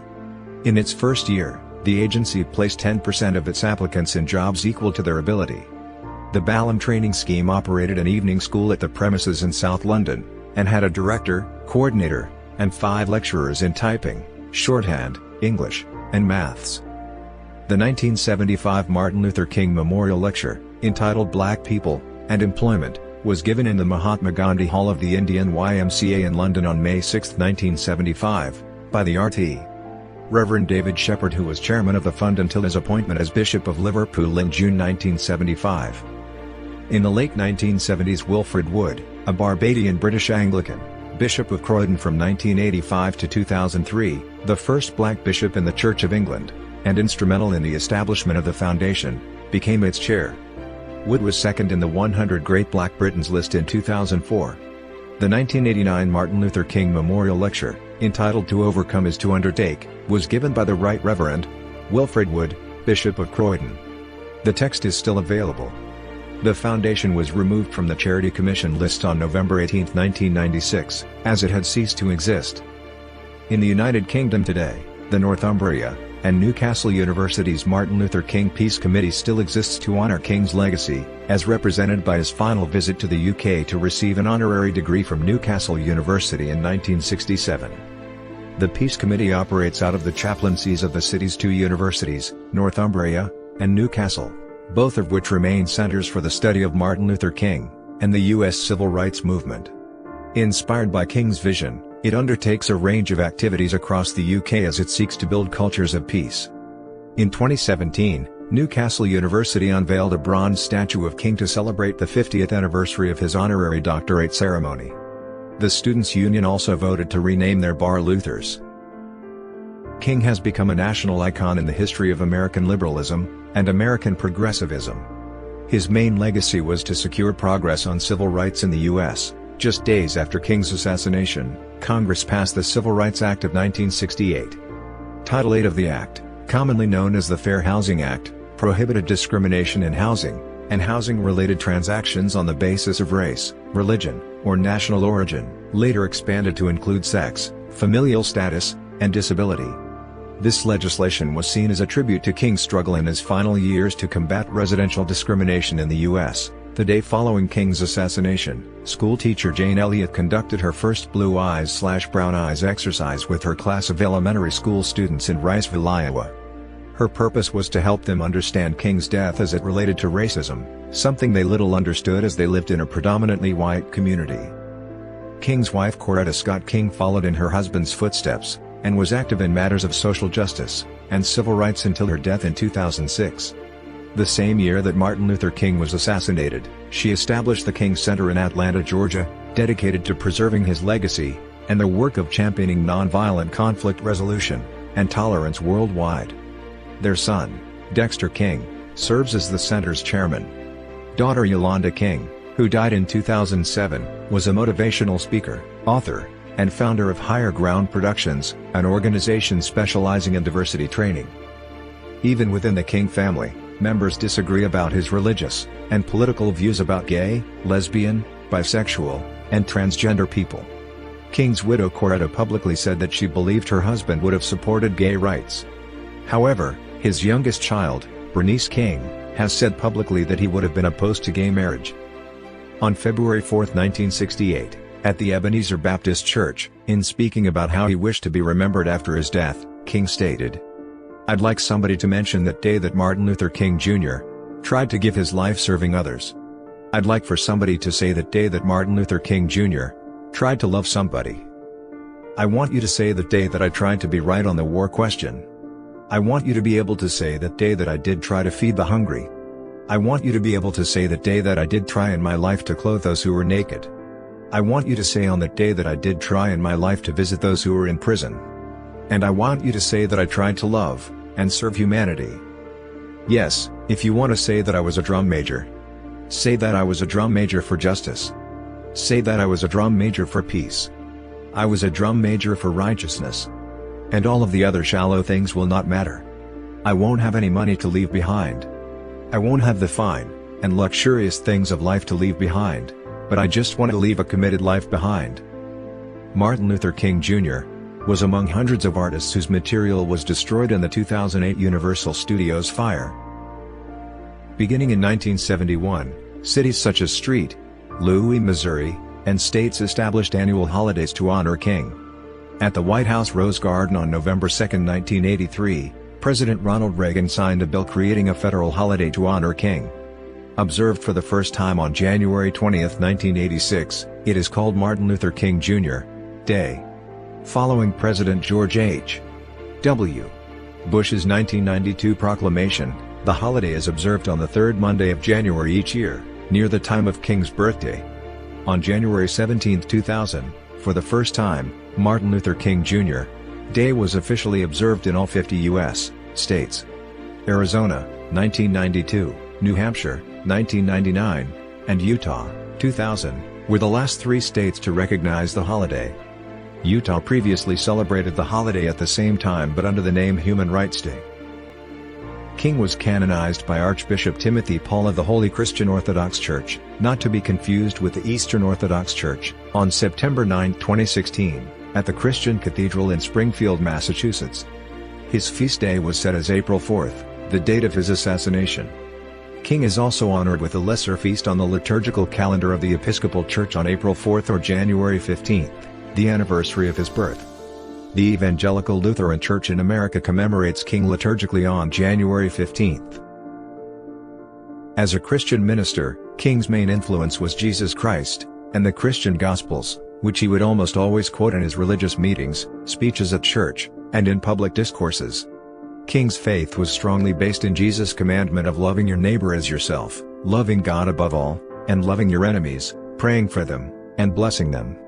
His nonviolent thought was also based in the injunction to turn the other cheek in the Sermon on the Mount, and Jesus' teaching of putting the sword back into its place, Matthew 26:52. In his famous letter from Birmingham jail, King urged action consistent with what he describes as Jesus' extremist love, and also quoted numerous other Christian pacifist authors, which was very usual for him. In another sermon, he stated, "Before I was a civil rights leader, I was a preacher of the gospel. This was my first calling, and it still remains my greatest commitment. You know, actually all that I do in civil rights I do because I consider it a part of my ministry. I have no other ambitions in life but to achieve excellence in the Christian ministry. I don't plan to run for any political office. I don't plan to do anything but remain a preacher. And what I'm doing in this struggle, along with many others, grows out of my feeling that the preacher must be concerned about the whole man." King's private writings showed that he rejected biblical literalism, he described the Bible as mythological, doubted that Jesus was born of a virgin, suggested he may not have been bodily resurrected, and did not believe that the story of Jonah and the whale was true. In 1959, King published a short book called The Measure of a Man, which contained his sermons What is Man? And the Dimensions of a Complete Life. The sermons argued for man's need for God's love, and criticized the racial injustices of Western civilization. Veteran African-American civil rights activist Bayard Rustin was King's first regular advisor on nonviolence. King was also advised by the white activists Harris Wofford and Glenn Smiley. Rustin and Smiley came from the Christian pacifist tradition, and Wofford and Rustin both studied Mahatma Gandhi's teachings. Rustin had applied nonviolence with the Journey of Reconciliation campaign in the 1940s, and Wofford had been promoting Gandhism to Southern blacks since the early 1950s. King had initially known little about Gandhi, and rarely used the term nonviolence during his early years of activism in the early 1950s. King initially believed in, and practiced self-defense, even obtaining guns in his household as a means of defense against possible attackers. The pacifists guided King by showing him the alternative of nonviolent resistance, arguing that this would be a better means to accomplish his goals of civil rights than self-defense. King then vowed to no longer personally use arms. In the aftermath of the boycott, King wrote Stride Toward Freedom, which included the chapter Pilgrimage to Nonviolence. King outlined his understanding of nonviolence, which seeks to win an opponent to friendship, rather than to humiliate or defeat him. The chapter draws from an address by Wofford, with Rustin, and Stanley Levison also providing guidance and ghostwriting. King was inspired by Gandhi and his success with nonviolent activism, and as a theology student, King described Gandhi as being one of the individuals who greatly reveal the working of the Spirit of God. King had for a long time wanted to take a trip to India. With assistance from Harris Wofford, the American Friends Service Committee, and other supporters, he was able to fund the journey in April 1959. The trip to India affected King, deepening his understanding of nonviolent resistance, and his commitment to America's struggle for civil rights. In a radio address made during his final evening in India, King reflected, "Since being in India, I am more convinced than ever before that the method of nonviolent resistance is the most potent weapon available to oppressed people in their struggle for justice and human dignity." King's admiration of Gandhi's nonviolence did not diminish in later years. He went so far as to hold up his example when receiving the Nobel Peace Prize in 1964, hailing the successful precedent of using nonviolence in a magnificent way by Mohandas K. Gandhi to challenge the might of the British Empire. He struggled only with the weapons of truth, soul force, non-injury, and courage. Another influence for King's nonviolent method was Henry David Thoreau's essay on civil disobedience, and its theme of refusing to cooperate with an evil system. He also was greatly influenced by the works of Protestant theologians Reinhold Niebuhr and Paul Tillich, and said that Walter Rauschenbusch's Christianity and the social crisis left an indelible imprint on his thinking by giving him a theological grounding for his social concerns. King was moved by Rauschenbusch's vision of Christians spreading social unrest in perpetual but friendly conflict with the state, simultaneously critiquing it, and calling it to act as an instrument of justice. However, he was apparently unaware of the American tradition of Christian pacifism exemplified by A. Dean Blue and William Lloyd Garrison. King frequently referred to Jesus' Sermon on the Mount as central for his work. King also sometimes used the concept of agape, brotherly Christian love. However, after 1960, he ceased employing it in his writings. Even after renouncing his personal use of guns, King had a complex relationship with the phenomenon of self-defense in the movement. He publicly discouraged it as a widespread practice, but acknowledged that it was sometimes necessary. Throughout his career, King was frequently protected by other civil rights activists who carried arms, such as Colonel Stone Johnson, Robert Hayling, and the Deacons for Defense and Justice. King was criticized by other black leaders during the course of his participation in the civil rights movement. This included opposition by more militant thinkers such as Nation of Islam member Malcolm X. Student Nonviolent Coordinating Committee founder Ella Baker regarded King as a charismatic media figure who lost touch with the grassroots of the movement as he became close to elite figures like Nelson Rockefeller. Stokely Carmichael, a protege of Baker's, became a black separatist, and disagreed with King's plea for racial integration because he considered it an insult to a uniquely African American culture. He also took issue that King's nonviolence approach depended on appealing to America's conscience, feeling America had none to appeal to. King was an avid supporter of Native American rights. Native Americans were also active supporters of King's civil rights movement, which included the active participation of Native Americans. In fact, the Native American Rights Fund, NARF, was patterned after the NAACP's Legal Defense and Education Fund. The National Indian Youth Council, NIYC, was especially supportive in King's campaigns, especially the Poor People's Campaign in 1968. In King's book Why We Can't Wait he writes, "Our nation was born in genocide when it embraced the doctrine that the original American, the Indian, was an inferior race. Even before there were large numbers of Negroes on our shores, the scar of racial hatred had already disfigured colonial society. From the 16th century forward, blood flowed in battles over racial supremacy. We are perhaps the only nation which tried as a matter of national policy to wipe out its indigenous population. Moreover, we elevated that tragic experience into a noble crusade. Indeed, even today we have not permitted ourselves to reject or to feel remorse for this shameful episode. Our literature, our films, our drama, our folklore all exalt it." King assisted Native American people in South Alabama in the late 1950s. At that time, the remaining Creek in Alabama were trying to completely desegregate schools in their area. The South had many racial problems. In this case, light-complexioned Native children were allowed to ride school buses to previously all-white schools, while dark-skinned Native children from the same band were barred from riding the same buses. Tribal leaders, upon hearing of King's desegregation campaign in Birmingham, Alabama, contacted him for assistance. He promptly responded, and through his intervention the problem was quickly resolved. In September 1959, King flew from Los Angeles, California, to Tucson, Arizona. After giving a speech at the University of Arizona on the ideals of using nonviolent methods in creating social change, he put into words his belief that one must not use force in this struggle but match the violence of his opponents with his suffering. King then went to Southside Presbyterian, a predominantly Native American church, and was fascinated by their photos. On the spur of the moment, King wanted to go to an Indian reservation to meet the people, so Casper Glenn took King to the Papago Indian Reservation. At the reservation, King met with all the tribal leaders, and others on the reservation then ate with them. King then visited another Presbyterian church near the reservation, and preached there, attracting a Native American crowd. He later returned to Old Pueblo in March 1962, where he preached again to a Native American congregation, and then went on to give another speech at the University of Arizona. King would continue to attract the attention of Native Americans throughout the civil rights movement. During the 1963 March on Washington, there was a sizable Native American contingent, including many from South Dakota, and many from the Navajo Nation.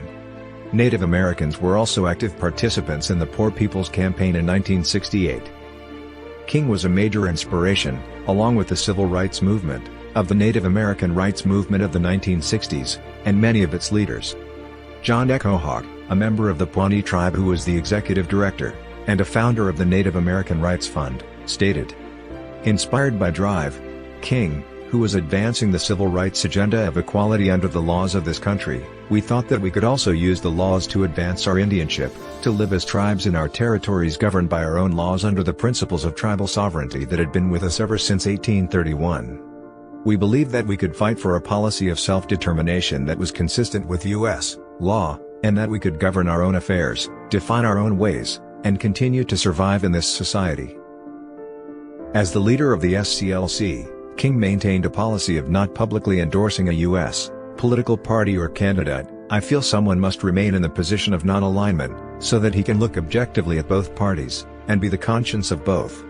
Not the servant or master of either."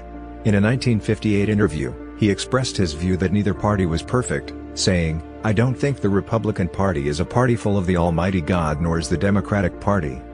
They both have weaknesses, and I'm not inextricably bound to either party."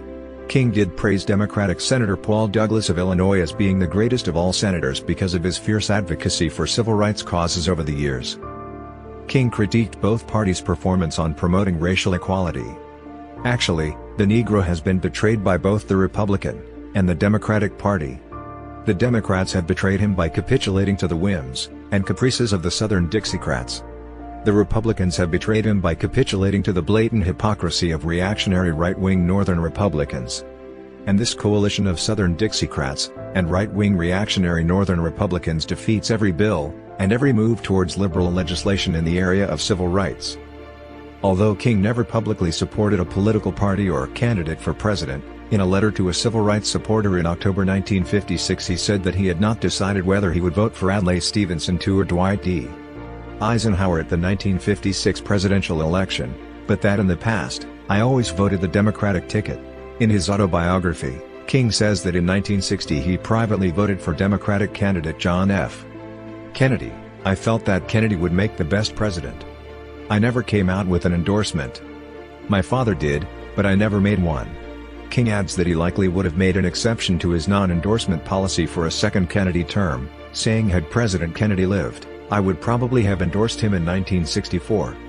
In 1964, King urged his supporters and all people of goodwill to vote against Republican Senator Barry Goldwater for president, saying that his election would be a tragedy, and certainly suicidal almost, for the nation, and the world.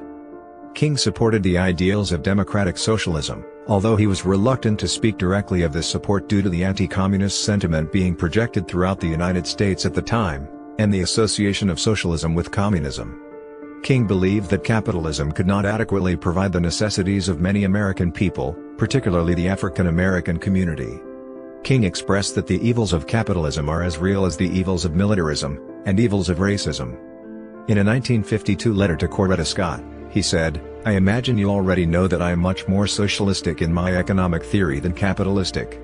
In one speech, he stated that something is wrong with capitalism, and said, "There must be a better distribution of wealth, and maybe America must move toward a democratic socialism." King further said that capitalism has outlived its usefulness, and failed to meet the needs of the masses. King had read Marx while at Morehouse, but while he rejected traditional capitalism, he rejected communism because of its materialistic interpretation of history that denied religion, its ethical relativism, and its political totalitarianism. King stated that Black Americans, as well as other disadvantaged Americans, should be compensated for historical wrongs. In an interview conducted for Playboy in 1965, he said that granting Black Americans only equality could not realistically close the economic gap between them and whites. King said that he did not seek a full restitution of wages lost to slavery, which he believed impossible, but proposed a government compensatory program of $50 billion over 10 years to all disadvantaged groups. He posited that the money spent would be more than amply justified by the benefits that would accrue to the nation through a spectacular decline in school dropouts, family breakups, crime rates, illegitimacy, swollen relief rolls, rioting, and other social evils. He presented this idea as an application of the common law regarding settlement of unpaid labor, but clarified that he felt that the money should not be spent exclusively on blacks. He stated, "It should benefit the disadvantaged of all races." Actress Nichelle Nichols planned to leave the science fiction television series Star Trek in 1967 after its first season, wanting to return to musical theater. She changed her mind after talking to King, who was a fan of the show. King explained that her character signified a future of greater racial harmony and cooperation. King told Nichols, "You are our image of where we're going, you're 300 years from now, and that means that's where we are, and it takes place now. Keep doing what you're doing, you are our inspiration." As Nichols recounted, Star Trek was one of the only shows that King and his wife Coretta would allow their little children to watch. "And I thanked him, and I told him I was leaving the show. All the smile came off his face. And he said, 'Don't you understand, for the first time we are seen as we should be seen. You don't have a black role. You have an equal role.'" For his part, the series creator, Gene Roddenberry, was deeply moved upon learning of King's support. FBI Director J. Edgar Hoover personally ordered surveillance of King, with the intent to undermine his power as a civil rights leader. The Church Committee, a 1975 investigation by the U.S. Congress, found that from December 1963 until his death in 1968, Martin Luther King Jr. was the target of an intensive campaign by the Federal Bureau of Investigation to neutralize him as an effective civil rights leader. In the fall of 1963, the FBI received authorization from Attorney General Robert F. Kennedy to proceed with wiretapping of King's phone lines, purportedly due to his association with Stanley Levison. The Bureau informed President John F. Kennedy. He and his brother unsuccessfully tried to persuade King to dissociate himself from Levison, a New York lawyer who had been involved with Communist Party USA. Although Robert Kennedy only gave written approval for limited wiretapping of King's telephone lines on a trial basis, for a month or so, Hoover extended the clearance so his men were unshackled to look for evidence in any areas of King's life they deemed worthy. The Bureau placed wiretaps on the home and office phone lines of both Levison and King, and bugged King's rooms in hotels as he traveled across the country. In 1967, Hoover listed the SCLC as a black nationalist hate group, with the instructions, "No opportunity should be missed to exploit through counterintelligence techniques the organizational and personal conflicts of the leaderships of the groups, to ensure, the targeted group is disrupted, ridiculed, or discredited." In a secret operation codenamed Minaret, the National Security Agency monitored the communications of leading Americans, including King, who were critical of the U.S. war in Vietnam. A review by the NSA itself concluded that Minaret was disreputable if not outright illegal. For years, Hoover had been suspicious of potential influence of communists in social movements such as labor unions and civil rights. Hoover directed the FBI to track King in 1957, and the SCLC when it was established. Due to the relationship between King and Stanley Levison, the FBI feared Levison was working as an agent of influence over King, in spite of its own reports in 1963 that Levison had left the party and was no longer associated in business dealings with them. Another King Lieutenant, Jack Odell, was also linked to the Communist Party by sworn testimony before the House Un-American Activities Committee, HUAC. Despite the extensive surveillance conducted, by 1976 the FBI had acknowledged that it had not obtained any evidence that King himself or the SCLC were actually involved with any communist organizations. For his part, King adamantly denied having any connections to communism. In a 1965 Playboy interview, he stated that there are as many communists in this freedom movement as there are Eskimos in Florida. He argued that Hoover was following the path of appeasement of political powers in the South, and that his concern for communist infiltration of the civil rights movement was meant to aid and abet the salacious claims of Southern racists and the extreme right-wing elements. Hoover did not believe King's pledge of innocence, and replied by saying that King was the most notorious liar in the country. After King gave his I Have a Dream speech during the March on Washington on August 28, 1963, the FBI described King as the most dangerous and effective Negro leader in the country. It alleged that he was knowingly, willingly, and regularly cooperating with, and taking guidance from communists. The attempts to prove that King was a communist was related to the feeling of many segregationists that blacks in the South were content with the status quo, but had been stirred up by communists and outside agitators. As context, the civil rights movement in 1950s and 60s arose from activism within the black community dating back to before World War I. King said that the Negro Revolution is a genuine revolution, born from the same womb that produces all massive social upheavals. The womb of intolerable conditions and unendurable situations. CIA files declassified in 2017 revealed that the agency was investigating possible links between King and communism after a Washington Post article dated November 4, 1964, claimed he was invited to the Soviet Union, and that Ralph Abernathy, as spokesman for King, refused to comment on the source of the invitation. Mail belonging to King and other civil rights activists was intercepted by the CIA program Lingua. The FBI, having concluded that King was dangerous due to communist infiltration, began attempting to discredit King through revelations regarding his private life. FBI surveillance of King, some of it since made public, attempted to demonstrate that he also had numerous extramarital affairs. Lyndon B. Johnson once said that King was a hypocritical preacher. In his 1989 autobiography And the Walls Came Tumbling Down, Ralph Abernathy stated that King had a weakness for women, although they all understood and believed in the biblical prohibition against sex outside of marriage. It was just that he had a particularly difficult time with that temptation. In a later interview, Abernathy said that he only wrote the term womanizing, that he did not specifically say King had extramarital sex, and that the infidelities King had were emotional rather than sexual. Abernathy criticized the media for sensationalizing the statements he wrote about King's affairs, such as the allegation that he admitted in his book that King had a sexual affair the night before he was assassinated.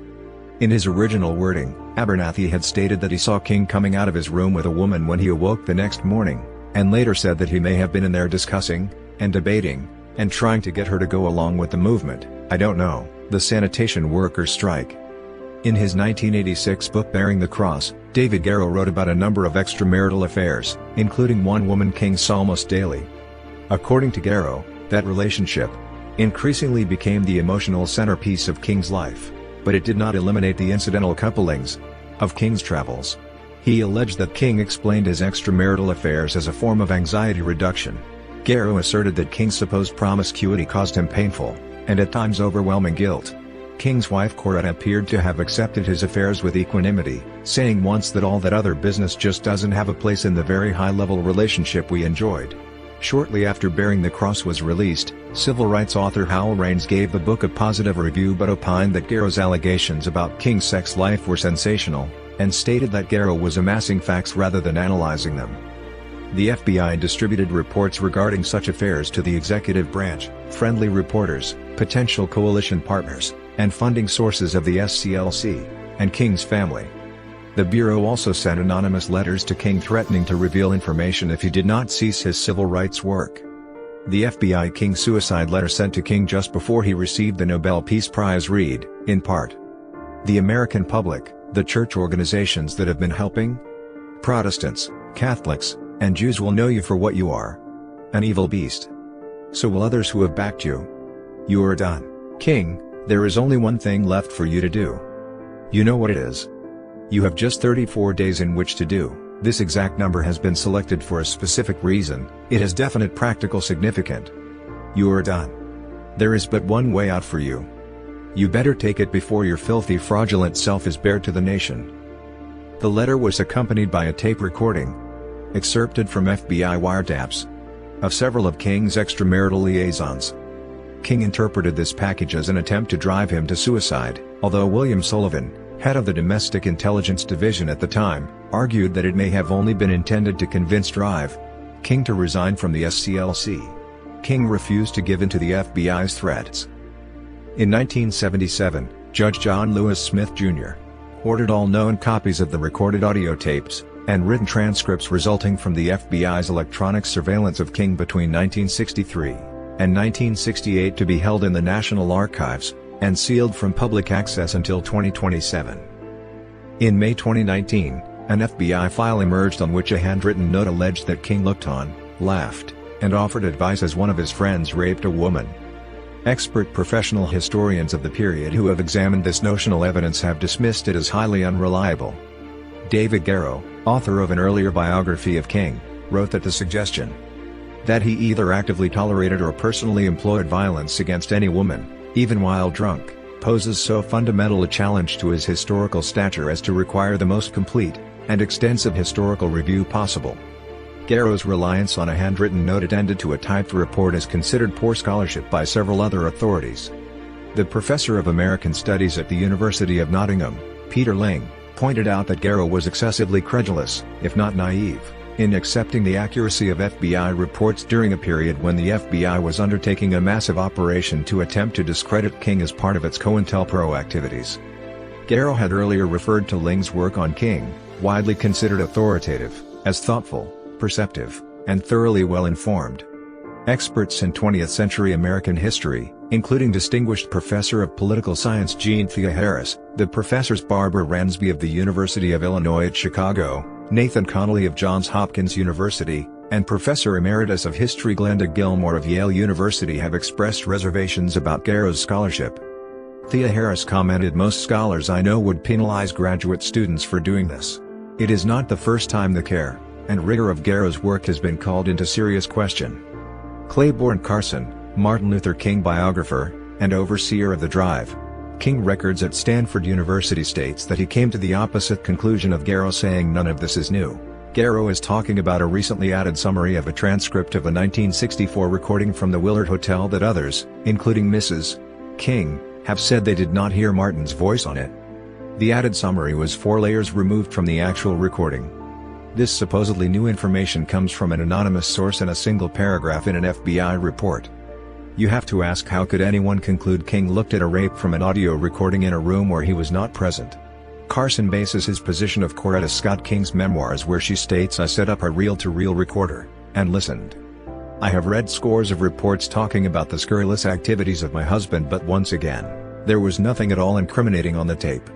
It was a social event with people laughing and telling dirty jokes. But I did not hear Martin's voice on it, and there was nothing about sex or anything else resembling the lies J. Edgar and the FBI were spreading.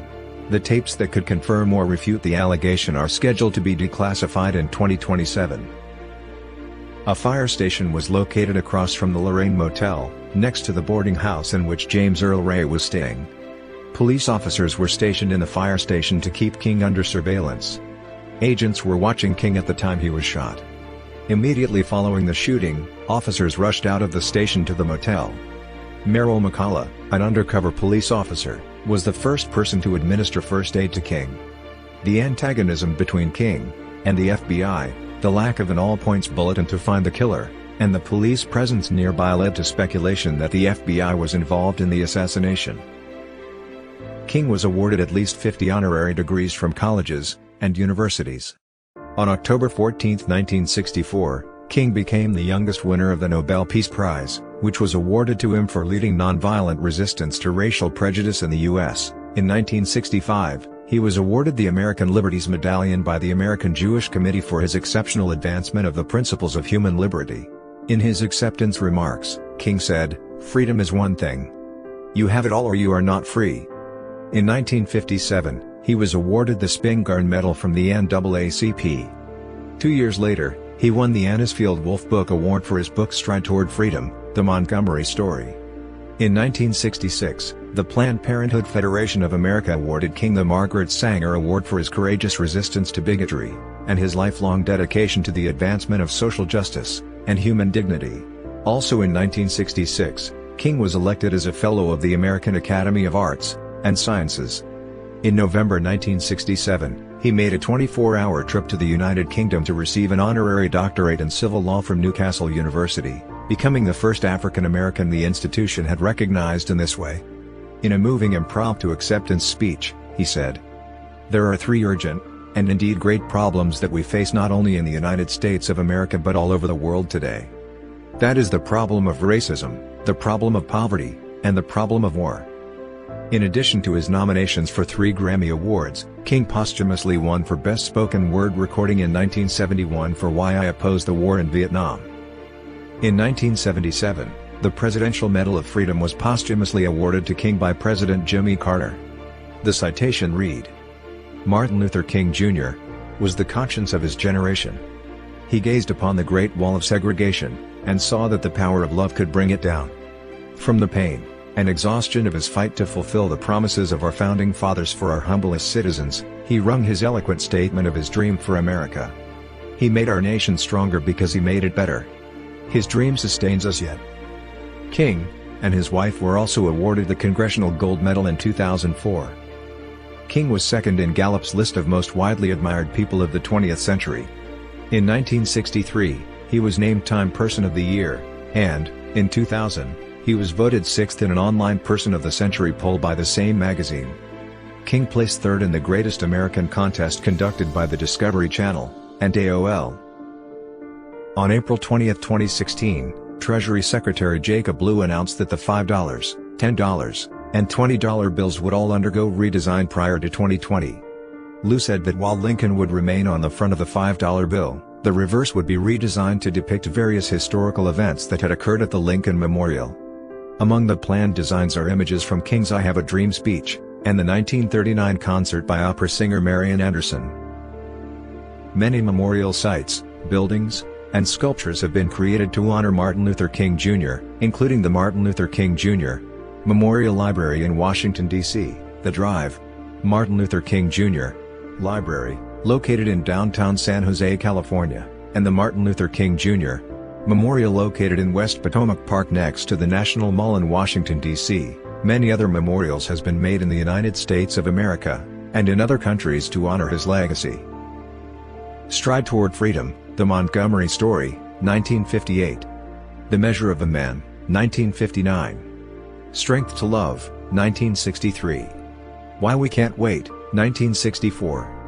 Where Do We Go From Here, Chaos or Community? 1967. The Trumpet of Conscience, 1968. A Testament of Hope, The Essential Writings and Speeches of Martin Luther King Jr., 1986. The Autobiography of Martin Luther King Jr., 1998, ed. Claiborne Carson. All Labor Has Dignity, 2011, ed. Michael Honey. Thou, Dear God, Prayers That Open Hearts and Spirits. Collection of King's Prayers. 2011, ed. Lewis Baldwin. MLK, A Celebration in Word and Image, 2011. Photographed by Bob Adelman, introduced by Charles Johnson.